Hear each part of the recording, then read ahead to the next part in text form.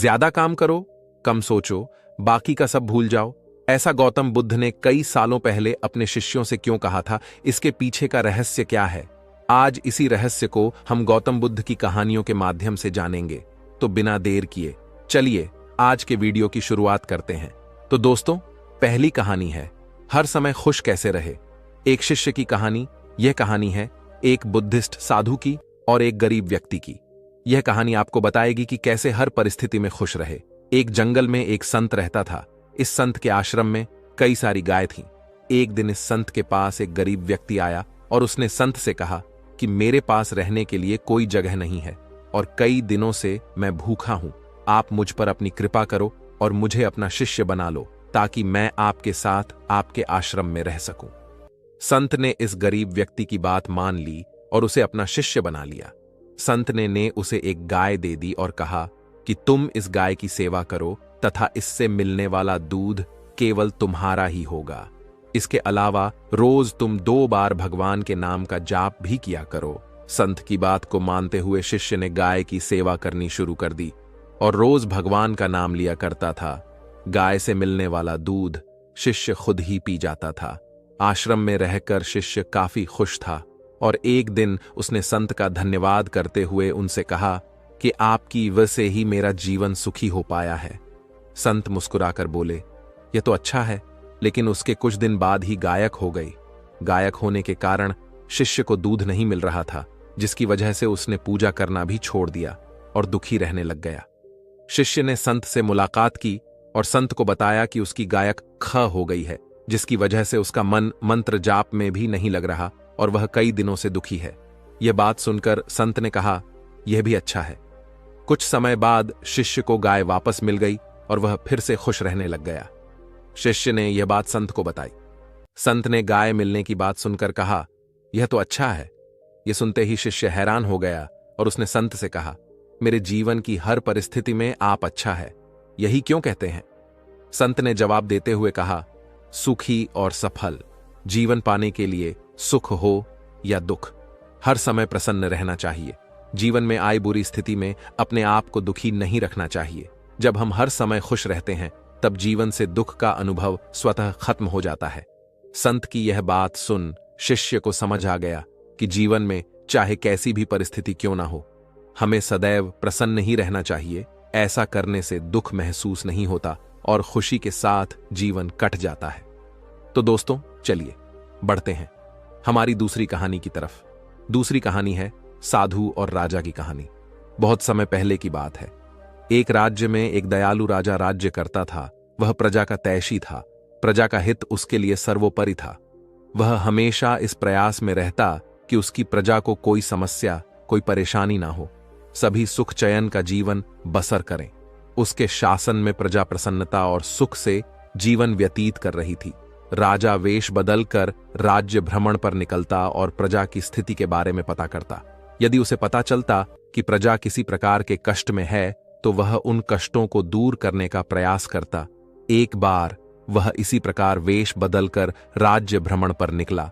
भ्रमण करते करते वह एक जंगल से गुजरा और रास्ता भटक गया।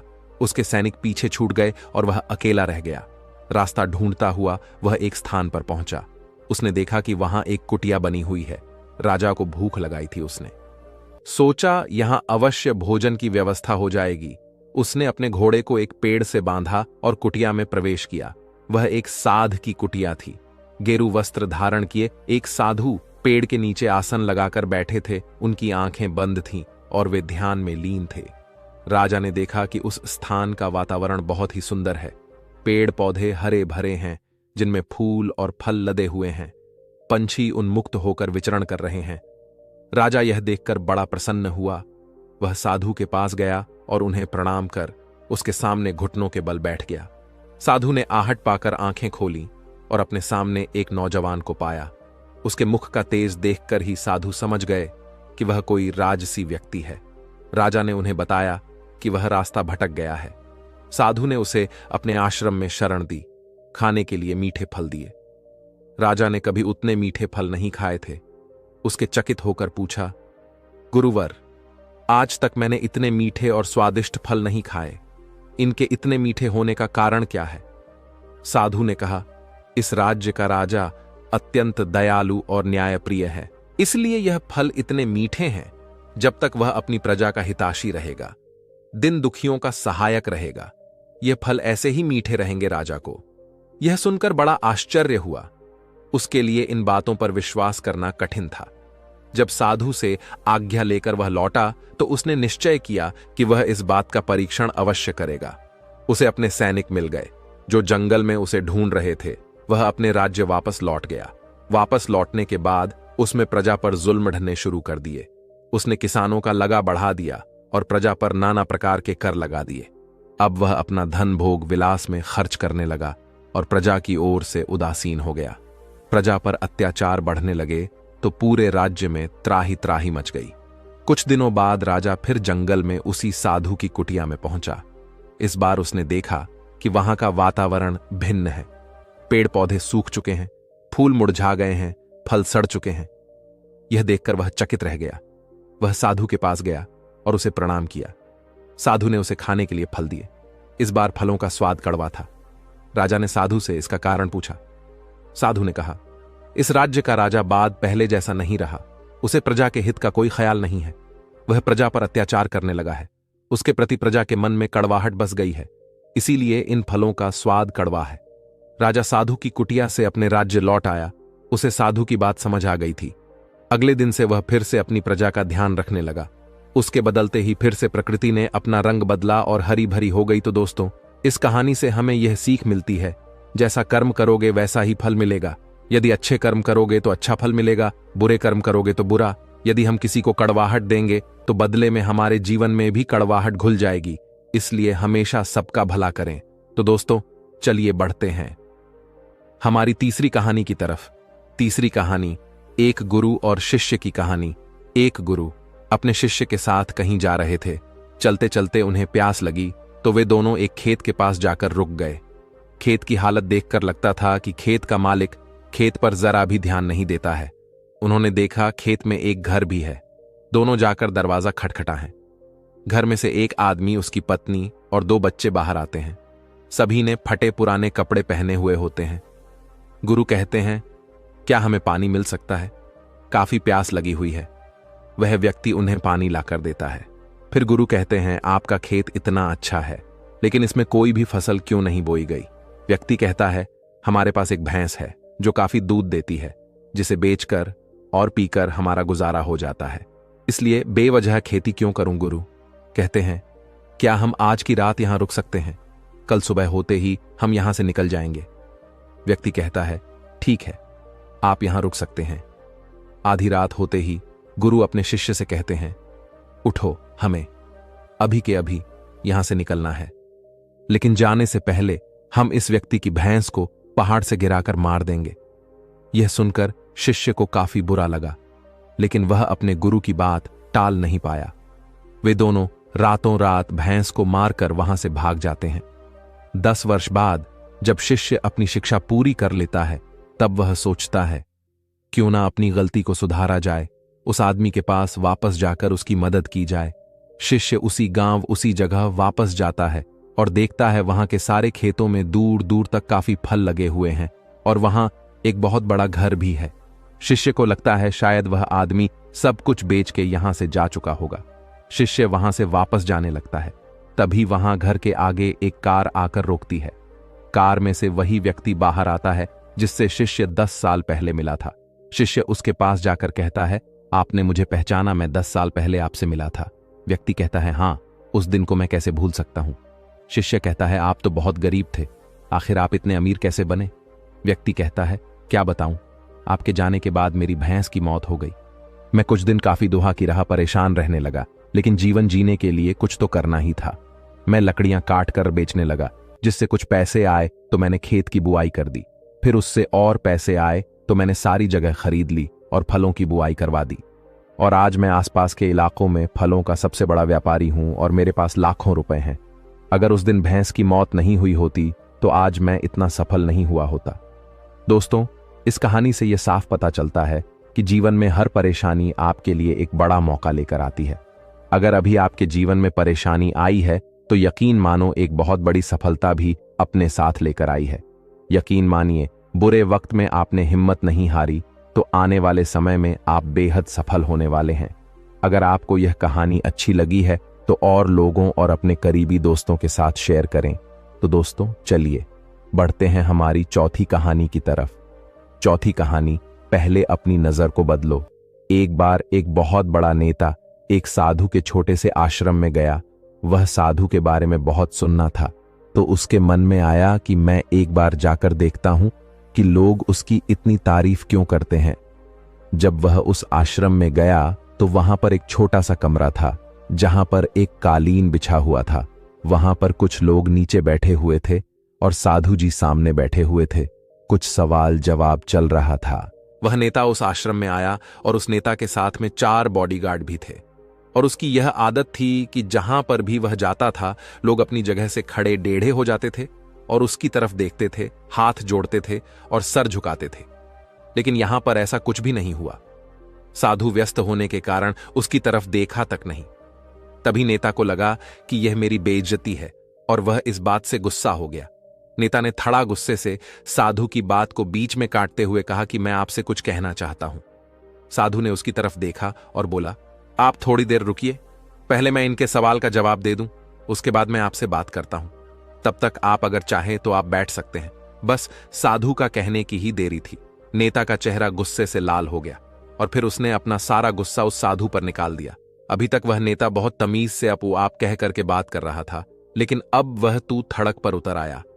नेता ने उस साधु को कहा, तुझे पता भी है मैं कौन हूं और तू किससे बात कर रहा है?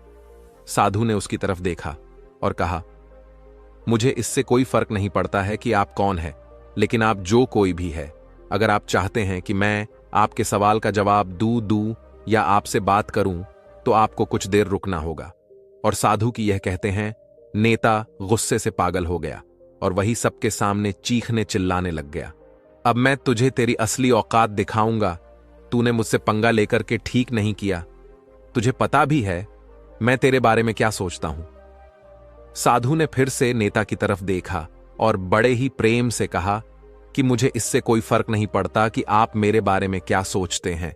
आप जो चाहे वह मेरे बारे में सोच सकते हैं। फिर नेता ने उससे कहा कि तू चाहे सुनना चाहता है या नहीं, लेकिन मैं तुझे यही सबके सामने बताऊंगा कि मैं तेरे बारे में क्या सोचता हूं। तू कोई साधु नहीं है, तू एक बहुत ही घटिया इंसान है। तू एक ढोंगी है, पाखंडी है और यहां पर जितने भी लोग बैठे हैं उन सबको बेवकूफ बना रहा है। तेरा बस एक ही मकसद है, इन लोगों की जेब में जितना भी पैसा है वह सब तेरे पास में आ जाए। तू अपने फायदे के लिए इन लोगों का इस्तेमाल कर रहा है और अब मैं तुझे नहीं छोड़ने वाला हूं। पूरी दुनिया के सामने तेरा पर्दाफाश करके रहूंगा। लेकिन उसके इतना बोलने के बाद भी हल्की सी मुस्कान उस साधु के चेहरे पर बनी ही रही। यह देखकर वह और भी तिलमिला गया और उसने कहा, अब बहुत हो गया, अब मैं यहां 1 मिनट भी नहीं रुकने वाला, लेकिन अभी भी तेरे पास मौका है। अगर मुझसे माफी मांगनी है या मुझसे कुछ कहना है तो कह सकते हो। इतना सब होने के बाद भी साधु के चेहरे पर एक मुस्कान थी और वह बिल्कुल शांत था। और फिर उन्होंने अपनी आंखें बंद करी और फिर साधु ने अपनी आंखें खोली, हाथ जोड़े और कहा कि मुझे आपसे कोई गिला शिकवा नहीं है। आपके लिए मेरे मन में कोई भी गलत ख्याल नहीं है। जो भी मेरे बारे में आपने कहा वह आपकी अपनी सोच थी, तो मुझे आप में कोई भी बुराई नजर नहीं आती है। मुझे आप बहुत ही भले इंसान लग रहे हैं। और साधु के इतना कहते ही नेताजी का दिमाग 7वें आसमान पर पहुंच गया।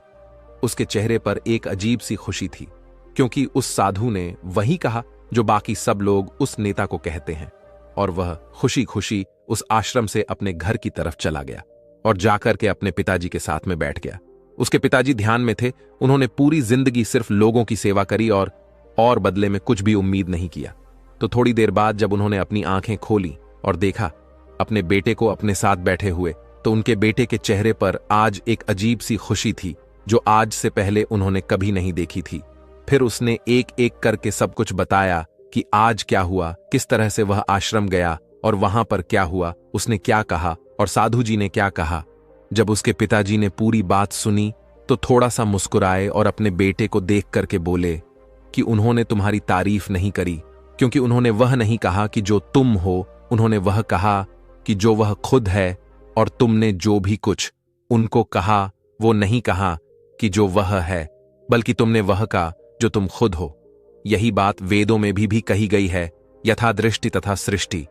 यह दुनिया तुम्हें वैसी नहीं दिखती जैसी यह दुनिया है, यह दुनिया वैसी दिखती है तुम्हें जैसे तुम खुद हो। जिसकी नजर जैसी है उसके लिए यह दुनिया वैसी ही है। तो अगर तुम अपनी दुनिया को बदलना चाहते हो तो उसका सिर्फ एक तरीका है, अपनी नजर को बदलो। तो दोस्तों चलिए बढ़ते हैं हमारी 5वीं कहानी की तरफ। 5वीं प्रेरणादायक कहानी है 7 महत्वपूर्ण संदेश जो बदल सकते हैं आपकी दुनिया। यह कहानी है सफलता और समृद्धि की कहानी, एक वकील की जो उसकी सफलता से शुरू हुई और उसके व्यक्तित्व की समृद्धि पर समाप्त हुई। एक वकील जूलियन जो सफलताओं की ऊंचाइयों को छू रहा है, लाखों करोड़ों की संपत्ति है, लेकिन फिर भी जीवन में खुशी और संतुष्टि का अभाव है।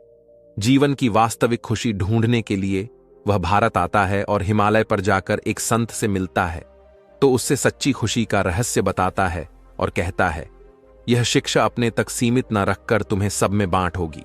जब वह वापस आता है तो उसके जीवन से निराशा और उदासी दूर हो चुकी होती है। तब उसका दोस्त जॉन उससे पूछता है कि तुम में यह परिवर्तन कैसे आया।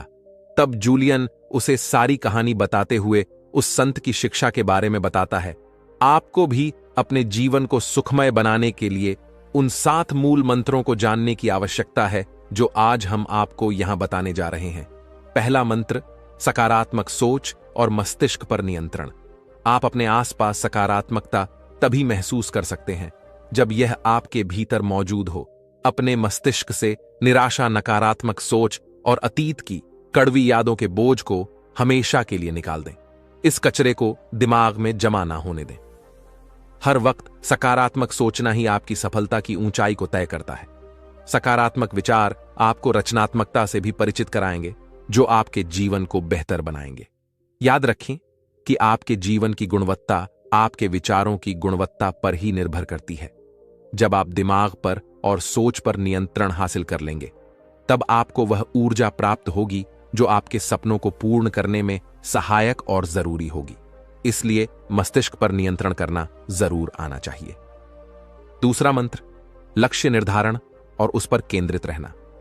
लक्ष्य के बिना जीवन अधूरा होता है, क्योंकि आपको पता ही नहीं होता कि आप क्यों जी रहे हैं, आपकी जिंदगी का मां क्या है।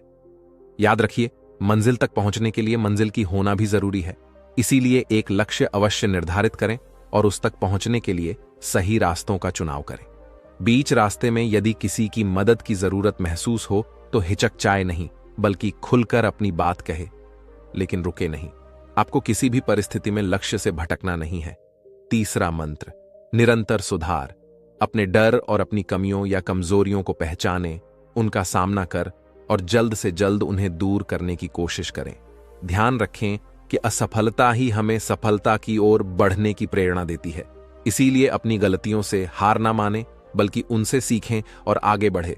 ज्ञान कभी पूर्ण नहीं होता, इसलिए हमेशा हर चीज से कुछ ना कुछ सीखते रहना चाहिए। चौथा मंत्र, आत्मसंयम और अनुशासन। सुखद जीवन के लिए चौथी सबसे महत्वपूर्ण चीज है अनुशासन और आत्मसंयम। यह आपके व्यक्तित्व को मजबूत प्रदान करती है।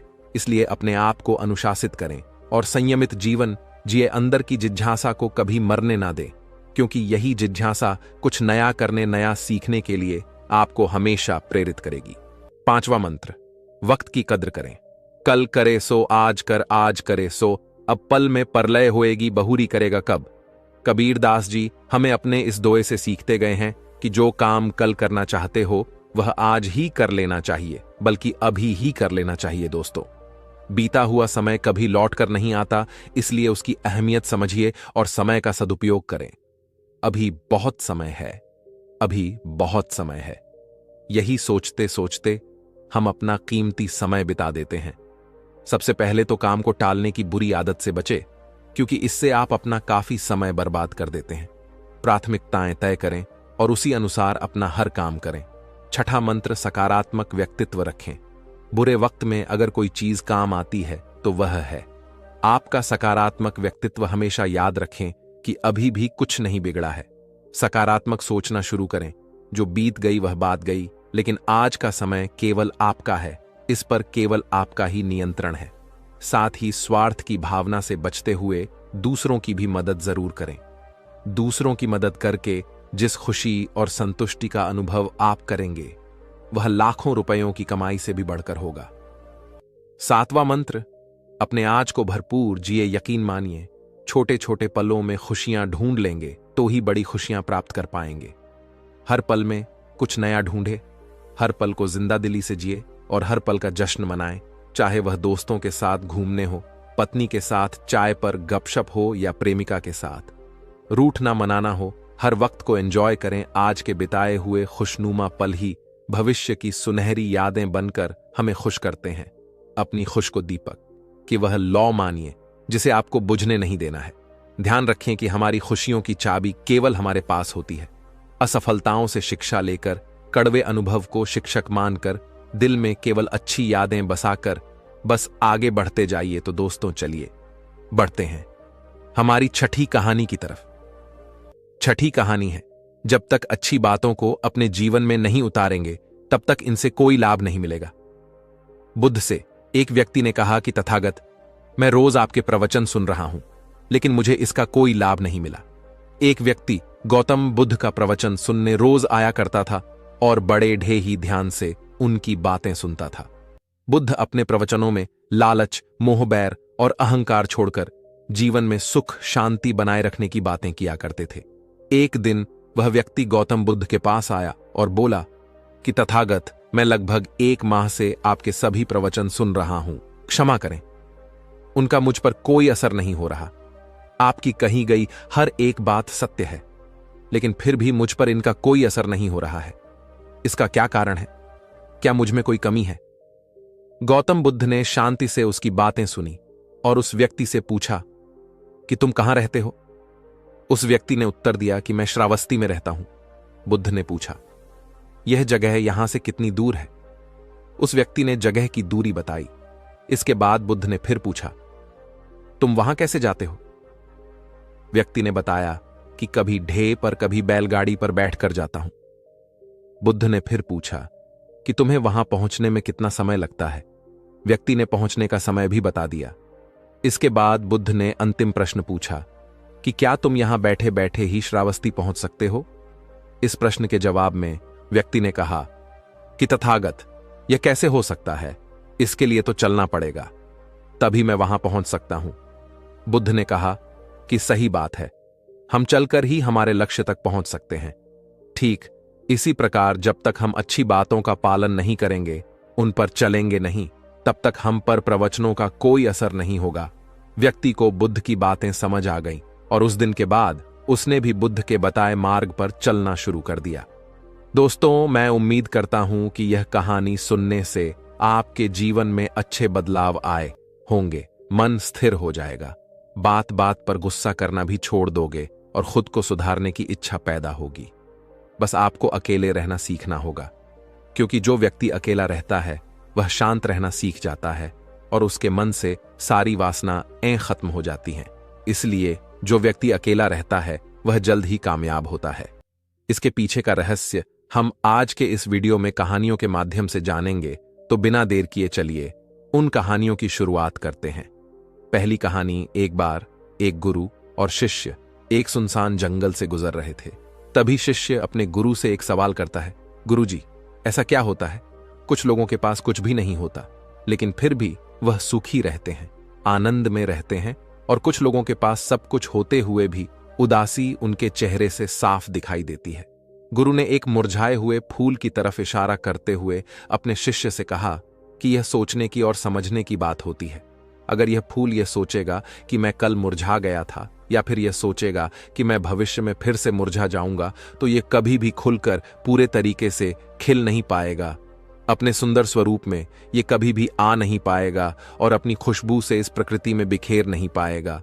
उसी प्रकार इंसान अपने अतीत की यादों में खोया रहता है या फिर अपनी भविष्य की कल्पनाएं करता रहता है। भविष्य के दुखों के बारे में सोचता रहता है या भूतकाल में जो उसके साथ बुरा घटित हुआ है उसके बारे में सोच सोच कर वह अपने भविष्य के लिए चिंतित होता है, रहता है। तो ऐसा मनुष्य जीवन में कभी भी सुख अनुभव नहीं कर सकता। यह समझने की बात होती है कि जीवन हमेशा वर्तमान में होता है। अतीत और भविष्य की कल्पनाएं हमेशा मनुष्य को मृत्यु की तरफ लेकर जाती है। इसलिए यह जरूरी हो जाता है कि जिस प्रकार हम अपने शरीर की देखभाल करते हैं, उसे बीमारियों से दूर रखने के लिए उसकी अंदर से गंदगी भी साफ करते रहते हैं, उसी प्रकार समय समय पर हमें अपने मन और मस्तिष्क की भी गंदगी साफ करते रहना चाहिए, उसकी धुलाई करते रहना चाहिए। इससे आपकी बुद्धि की क्षमता तो तेज होगी ही होगी, साथ ही साथ आप हमेशा आनंद में रहने का रहस्य जान पाओगे। शिष्य ने सवाल किया कि गुरुदेव, इससे पहले कि हम मन और मस्तिष्क पर चर्चा शुरू करें, इससे पहले मैं यह जानना चाहता हूं कि जिन लोगों के पास सब कुछ होता है वह दुखी क्यों होते हैं, और जिन लोगों के पास कुछ भी नहीं होता अक्सर वह आनंद में क्यों होते हैं? यह रहस्य क्या है? इसके पीछे क्या कारण हो सकता है? गुरु ने उत्तर दिया कि कुछ लोग जीवन में सब कुछ हासिल कर लेते हैं और सब कुछ हासिल कर लेने के बाद उन्हें सब चीजों की व्यर्थ पता चल जाती है। ऐसे लोगों को अक्सर यह एहसास जकड़ लेता है कि मैंने जीवन में जो कुछ भी पाया, जो कुछ भी किया, उससे भले ही मैंने सुख सुविधाएं हासिल कर ली हो, लेकिन मन की शांति अभी भी बहुत दूर है, अधूरी है, उस तक मैं पहुंच नहीं पाया। सब कुछ पाकर भी मैं अपने मन को जान नहीं पाया। और जब इंसान को ऐसा लगता है तो उसे महसूस होता है कि जो भी उसने कमाया वह कौड़ियों के भाव का था। उसने अपना जीवन बेकार की चीजों में यूं ही व्यर्थ कर दिया। और वहीं पर जिस इंसान के पास जीवन में कुछ भी नहीं होता है, उसके पास एक उम्मीद होती है, उस सब कुछ पाने की लालसा रखता है, और वही लालसा, वही इच्छा उसको जीवन में खुश रखती है, आगे बढ़ाती है, ऊर्जा से भरा हुआ रखती है। गुरु ने अपने हाथ से एक सूखे पेड़ की तरफ इशारा करते हुए कहा कि शिष्य, कभी तो यह पेड़ भी हरा भरा रहा होगा, फलों से लदा हुआ रहा होगा। अनेक प्रकार के पक्षी और जानवर इस पर रहते होंगे, इसके फलों को खाते होंगे। उस समय इस पेड़ को भी यह पता नहीं होगा कि एक दिन तुम सख जाओगे और तुम्हारी हालत इतनी बदतर हो जाएगी कि तुम किसी को छाव तक नहीं पाओगे, तुम्हारे ऊपर पत्ते तक नहीं रह जाएंगे। फल तो दूर की बात रही। उसी प्रकार मनुष्य अपने जीवन की दौड़ में यह भूल जाता है कि जिस दौड़ में वह सबसे आगे निकलने की कोशिश कर रहा है, उसका अंतिम चरण तो मृत्यु ही है। काश वह कभी इस दौड़ से अलग हटकर यह देख पाए कि इसका अंतिम चरण तुम्हें कहीं नहीं पहुंचाएगा, कि जिस दौर को वह सबसे आगे निकलकर जीतने के ख्वाब देख रहा है, उसका अंतिम चरण मृत्यु ही है।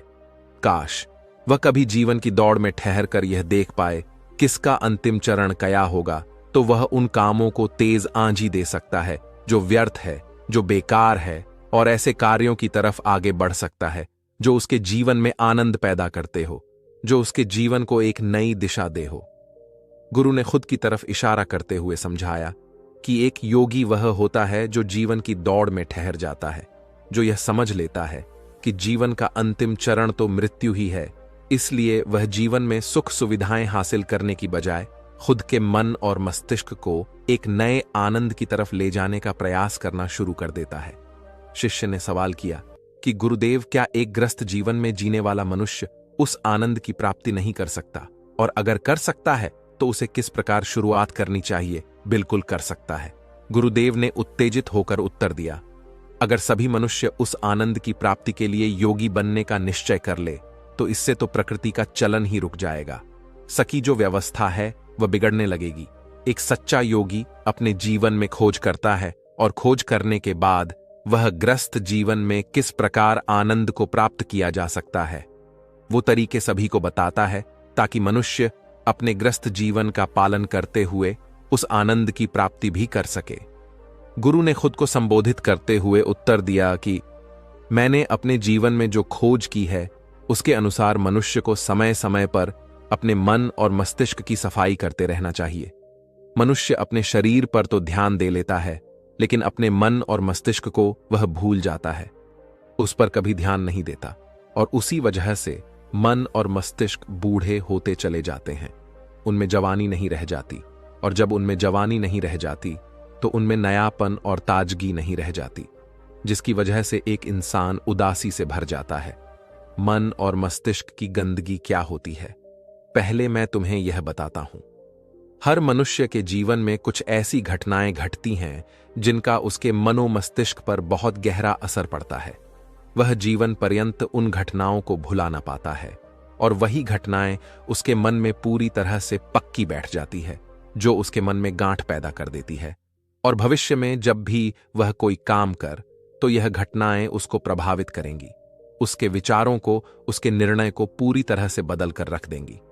ऐसे मनुष्य की दृष्टि भी भ्रमित हो जाती है। वह सत्य स्वस्वरूप को नहीं देख पाता।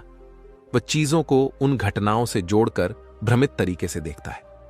उदाहरण के लिए, अगर किसी बुरी आंखों वाले आदमी ने आपको धोखा दिया, तो अब जीवन प्रयत बुरी आंखों वाले आदमी को हमेशा धोखेबाज समझते रहेंगे, उस पर कभी पूर्ण रूप से विश्वास नहीं कर पाएंगे। लेकिन समझने की बात यह होती है कि जिस इंसान ने आपको धोखा दिया, वो धोखा आपको बुरी आंखों से नहीं मिला, वो उस इंसान के स्वभाव से मिला। लेकिन उस इंसान के स्वभाव से हमारे दिमाग में उसका एक चित्र छप गया, उसकी एक छवि बन गई, और वह छवि दूसरे आदमी से जब हम संपर्क करते हैं तो बीच में एक दीवार की तरह खड़ी हो जाती है, और इसी वजह से दो लोगों के बीच प्रगा संबंध स्थापित नहीं हो पाते। जो मनुष्य के लिए सबसे जरूरी यही होता है कि वह अपने आप को अतीत की घटनाओं से फ्री रखें, उन घटनाओं से प्रभावित हो, वो दिमाग में किसी तरह की छवि न बनाए। कुछ लोग इस बात पर यह सवाल खड़ा कर सकते हैं कि फिर जीवन के अनुभव किस काम आएंगे, लेकिन समझने की बात यह होती है कि हम जीवन के अनुभवों से भी भ्रमित तरीके से ज्ञान लेते हैं, सही तरीके से उनसे सीख ले ही नहीं पाते। ठीक उसी प्रकार जिस तरह उस बुरी आंखों वाले की आंखें जिम्मेदार नहीं थीं, धोखा देने के लिए उसका स्वभाव जिम्मेदार था, लेकिन मनुष्य अपने अनुभव में उन बुरी आंखों को याद रखेगा, उस स्वभाव भाव को भूल जाएगा। शिष्य अपने गुरु की बातों में इतना खो गया कि उसे चलते चलते जंगल के रास्ते में पड़े हुए कांटे दिखाई नहीं दिए, और अचानक उसके पैर में एक कांटा छुप गया। गुरु ने उसका कांटा बाहर निकालते हुए उससे पूछा, यह कांटा तुम्हारे पैर में क्यों लगा? इसके पीछे तुम किसको जिम्मेदार मानते हो? गुरु ने कहा कि तुम मुझे भी जिम्मेदार मान सकते हो, क्योंकि मैं तुम्हें एक बातें सुना रहा था। क्या तुम खुद को भी जिम्मेवार मान सकते हो कि तुम मेरी बातों में इतना खो गए कि तुम्हारा पर ध्यान ही नहीं रहा? क्या तुम इन पेड़ों को जिम्मेदार मान सकते हो जिन्होंने यह कांटे इस रास्ते पर बिछा दिए? शिष्य ने उत्तर दिया कि गुरुदेव, इसमें मैं खुद को ही जिम्मेवार मानता हूं, क्योंकि आप तो अपना काम कर रहे थे और इस पेड़ ने भी अपना काम किया, पर मैं अपना काम पूरे होश पूर्वक नहीं कर पाया। अगर मैं चलने पर ध्यान लगाए रहता, अगर मैं आपकी बातों में पूरी तरह से खो नहीं जाता, तो मुझे यह कांटा कभी नहीं लगता। इसमें पूरी तरह से मेरी ही गलती थी।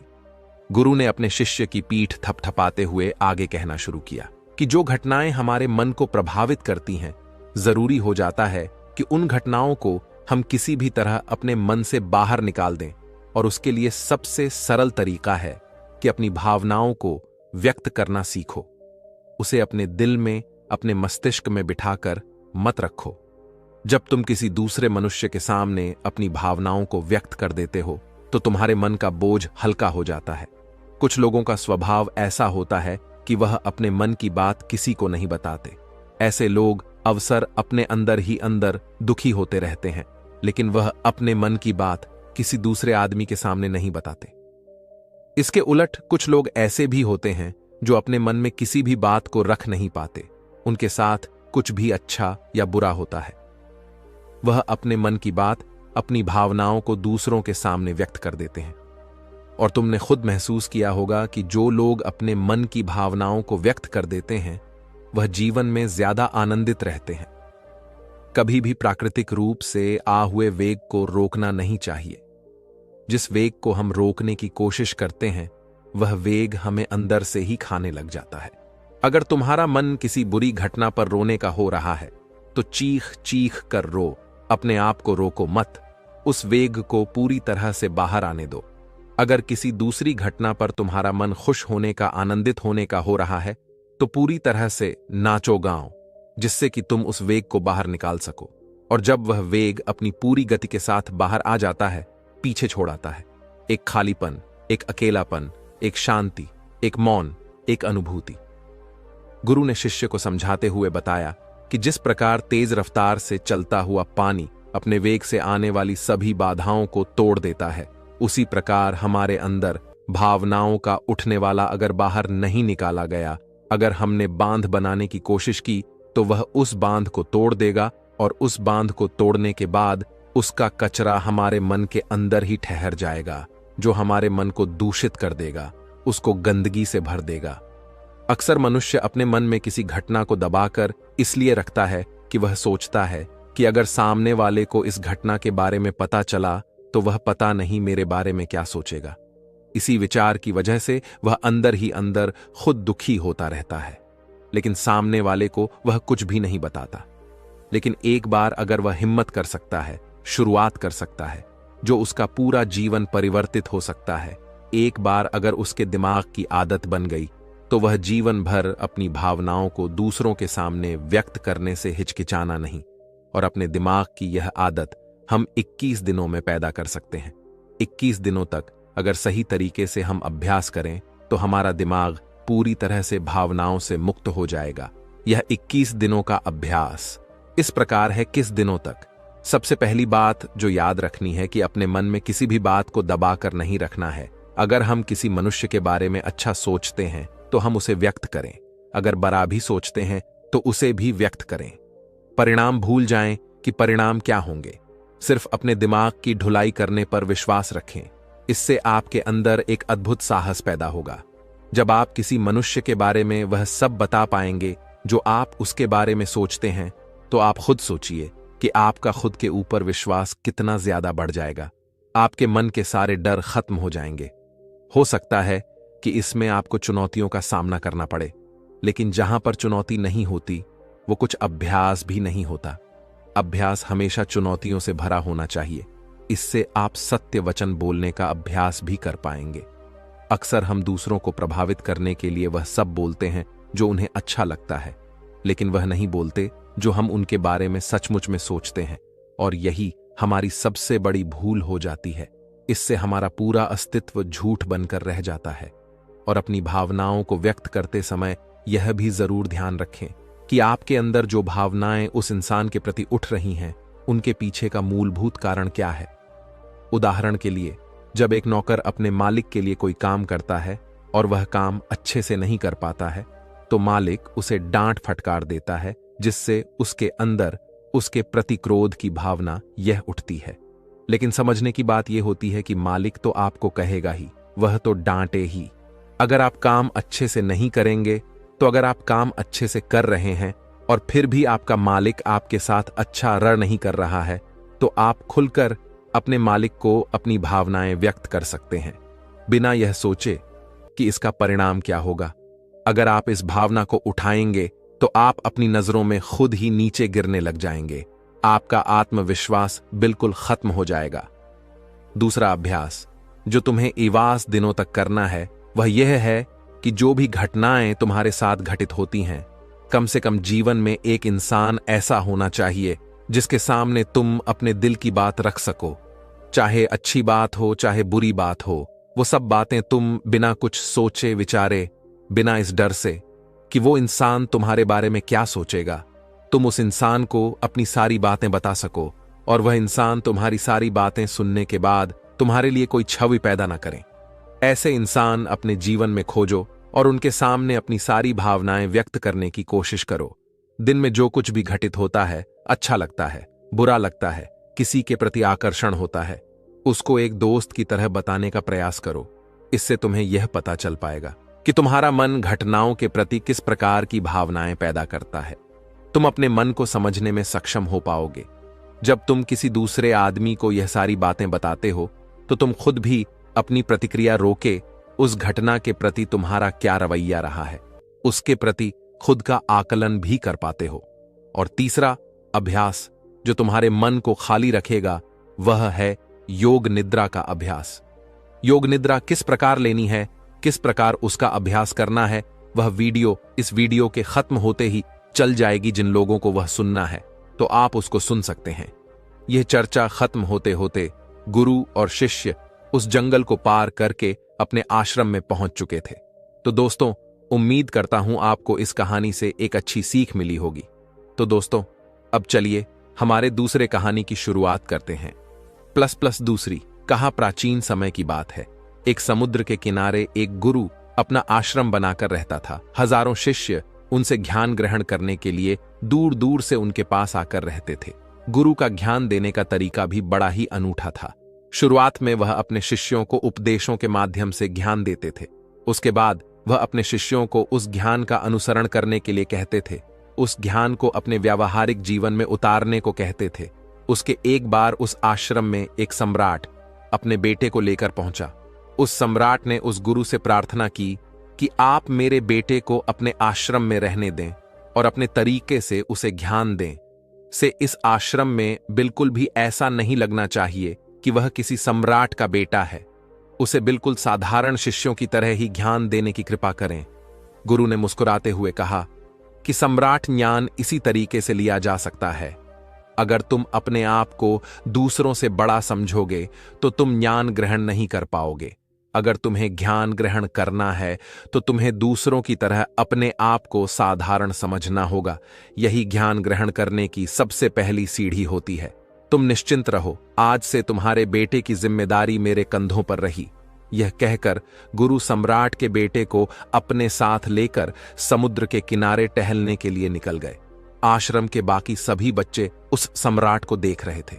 सम्राट अपने बेटे को अपने रथ पर बिठाकर लाया था, जिससे सभी बच्चे समझ गए थे कि यह लड़का सम्राट का बेटा है। इसी वजह से आश्रम के सभी बच्चे सम्राट के बेटे की तरह आकर्षित हो गए थे।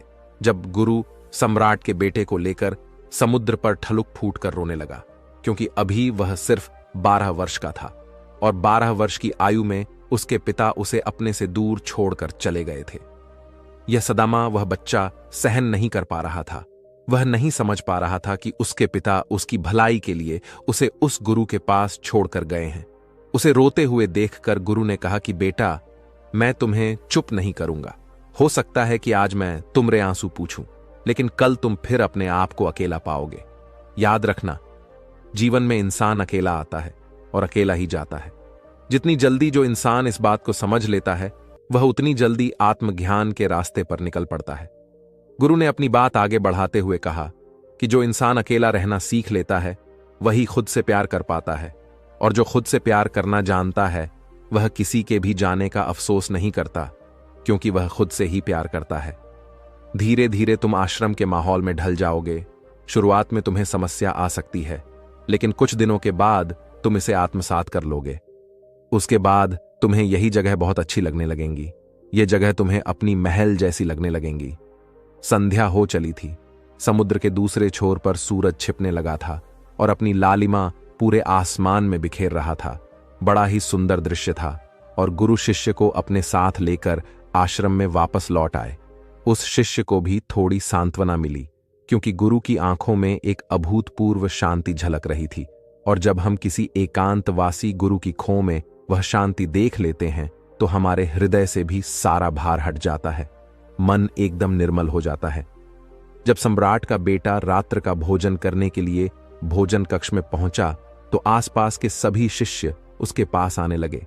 उन सभी को पता था कि यह सम्राट का बेटा है, और अगर हम इससे दोस्ती कर लेते हैं तो उससे हमारा बहुत फायदा होने वाला है। यही सोचकर आश्रम के ज्यादातर ने उसे घेर लिया था। बस कुछ बच्चे जो अकेले रहने का महत्व समझते थे, जो दिखावे में विश्वास नहीं करते थे, वह उस सम्राट के बेटे के पास जाने की बजाय अपना पूरा ध्यान खाने पर लगा रहे थे और एकांत में बैठकर अपना भोजन कर रहे थे। कुछ दिनों के बाद सम्राट के बेटे की आश्रम के ज्यादातर बच्चों के साथ दोस्ती हो गई। अब वह आश्रम में उन बच्चों के साथ घूमता, उन्हीं के साथ अपना ज्यादातर समय बिताता। आखिरकार सम्राट का बेटा था, सुख सुविधाओं में पला बढ़ा था। आसपास बहुत से दास औरत होते थे। आसपास अपने मित्रों से घिरे होना, वही दिनचर्या उसने इस आश्रम में भी अपना ली थी। ऐसा नहीं था कि गुरु को यह सब पता नहीं था, पर गुरु उसे अलग तरीके से ध्यान देना चाहते थे। बच्चों को ध्यान आप उपदेश देकर नहीं दे सकते, उन्हें साक्षात्कार कराना पड़ता है। उसके बाद उन्हें वह बात समझ आती है जो आप समझाना चाहते हैं। गुरु को यह बात पता थी कि अगर मैं इसे बोलकर बताऊंगा तो यह कभी समझ नहीं पाएगा। मुझे ऐसे दिखाना पड़ेगा, इसे एहसास कराना पड़ेगा कि अकेले रहने से ही तुम अपनी शक्तियों को जान पाओगे। यह सीख देने के लिए गुरु एक दिन उस शिष्य को अपने साथ एक पहाड़ी की चोटी पर ले गए। पहाड़ी पर पहुंचकर गुरु ने उसे शिष्य से कहा कि अब तुम्हारा ज्ञान पूरा हो चुका है, बस एक आखिरी रात तुम्हें यहां पर बितानी होगी। उसके बाद अगले दिन शाम को मैं तुम्हारे राजमहल में तुमको पहुंचा दूंगा। वह बच्चा तो यह सुनकर बहुत खुश हो गया कि अब मैं वापस अपने राजमहल चला जाऊंगा, फिर से मेरे दास और दासियां, सारी भोग की वस्तु ये मेरे पास होंगी। उस शिष्य ने गुरु से पूछा कि गुरुजी, मुझे आज रात आप यहां पहाड़ी पर क्यों छोड़ रहे हैं? आखिर मुझे कौन सा आखिरी ज्ञान यहां से मिलेगा? गुरु ने मुस्कुराते हुए कहा कि यहां पर चट्टान के पीछे तुम्हें छिपकर बैठना होगा। यहां पर रोज रात को एक बाज जाता है, तुम्हें उस बाज को देखना है, बड़ी गौर से देखना है, हर गतिविधि देखनी है, और उस बाज को देखने के बाद गले दिन अगर तुम उस बाज की खूबियों मुझे बता पाए तो मैं तुम्हें तुम्हारे राजमहल वापस भिजवा दूंगा। और हां, सुबहने से पहले एक बात पर और ध्यान देना है। एक चरवाहा यहां पर अपनी भेड़ों को चराने के लिए आता है। तुम्हें उन भेड़ों की गतिविधियां भी देखनी है। याद रखना, बाज की गतिविधि रात को और भेड़ों की गतिविधि सुबह, तुम दोनों की गतिविधि ध्यान से देखकर मुझे बता पाए तो तुम इस आश्रम से हमेशा के लिए आजाद हो जाओगे, तुम्हारा ज्ञान पूरा हो जाएगा। मैं तुम्हारे पिता को कह दूंगा कि यह बच्चा हमारे आश्रम का सबसे ध्यानी बच्चा है। यह कहकर गुरु अपने आश्रम में वापस लौट आए और वह बच्चा वहीं पर उस चट्टान के पीछे खड़ा हुआ, उस बाज का इंतजार करने लगा। काफी वक्त बीत जाने के बाद वहां पर एक बाज अपने बच्चों के साथ पहुंचा। सम्राट के बेटे ने पूरी रात उस बाज की गतिविधि बड़े ही ध्यानपूर्वक देखी और सुबह होने के बाद जब चरवाहा वहां पर अपनी भेड़ों को लेकर पहुंचा तो उसने एक अभूतपूर्व दृश्य देखा। उसने दा कि वह बाज भेड़ की एक मेमने को अपने पंजों में दबाकर आसमान में उड़ गया। उसने उस भेड़ के बच्चे का शिकार कर लिया था। ये सारा दृश्य देखकर वो बच्चा आश्रम में वापस अपने गुरु के पास पहुंचा। इससे पहले कि गुरु उससे कुछ पूछते, उसने गुरु को प्रणाम करते हुए कहा कि गुरुदेव, आप आश्रम के सभी बच्चों को यहां पर बुला लीजिए। मैं सब लोगों को बताना चाहता हूं कि मैंने क्या देखा। जब आश्रम के सभी बच्चे वहां पर पहुंच गए तो उस सम्राट के बेटे ने कहना शुरू किया कि मैंने अपने जीवन में बहुत से पक्षियों को देखा है, लेकिन बाज उन सभी पक्षियों में से सबसे अदद और सबसे अलग होता है। उदाहरण के लिए, एक तोता हम सभी ने देखा है। तोता बोलता तो बेहद है, लेकिन कभी ऊंचा नहीं उड़ पाता। लेकिन एक बाज जो कि हर समय शांत रहता है, वह आकाश को भी छू सकता है। उसमें आकाश को भी छू लेने का सामर्थ्य होता है।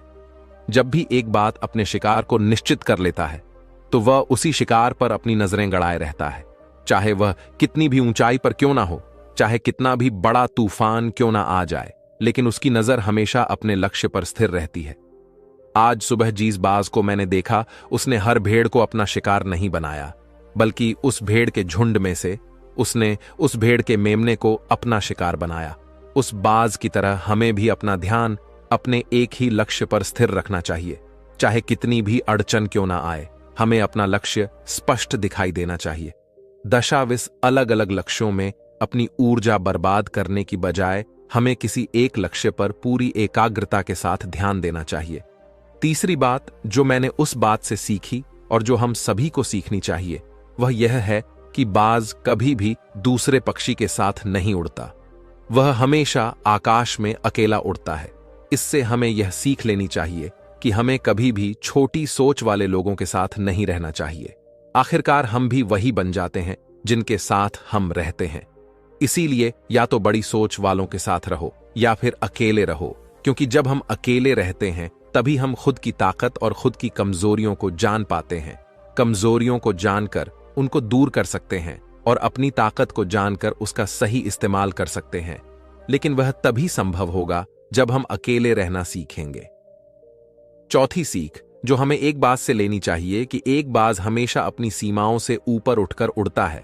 जब तूफान आता है तो हर एक पक्षी अपने घोंसले की तरफ भागता है, खुद को छुपाने की जगह ढूंढता है। लेकिन बाज ऐसा कुछ भी नहीं करता। वह खुद की सीमाओं को तोड़कर बादलों से भी ऊपर उड़ने का प्रयास करता है। हवा उसे थपेड़े मारती है, पंख उसके बाहरी हो जाते हैं, पानी और धूल की वजह से उसे कुछ दिखाई नहीं देता, लेकिन वह फिर भी आसमान की तरफ उड़ता रहता है और अंततः बादलों से भी ऊपर निकल जाता है और वहां तब तक उड़ता रहता है जब तक मौसम ठीक नहीं हो जाता। अपनी सीमाओं को सिर्फ इसलिए तोड़ पाता है क्योंकि वह समस्या के आने पर उससे घबराता नहीं है, उससे डर कर बचने का प्रयास नहीं करता, बल्कि एक सकारात्मक नजरिए के साथ उसका सामना करता है। जीवन में चाहे कितनी भी अड़चनें क्यों ना आए, हमें उन अड़चनों से लड़ना चाहिए, ना कि उनसे डर कर कहीं छुप कर बैठना चाहिए। बहादुर तो वह लोग होते हैं जो तूफानों से टकरा जाते हैं। कायर तो अपने घर में अपने घोंसले में अपनी जगह ढूंढ कर बैठ जाते हैं। पांचवीं बात जो हम एक बात से सीखनी चाहिए कि बाज कभी भी अपने घोंसले में घास के कोमल तिनके नहीं रखता। जो तिनके एक कोमल होते जाते हैं वो उन्हें निकाल कर फेंकता रहता है। उसी तरह चाहे कितनी भी आरामदायक जिंदगी आपको मिली हो, लेकिन उस आराम से ऊपर उठकर अपने आलस्य को तोड़कर जीवन में मेहनत करते रहना चाहिए। जीवन में पसीना बहाना।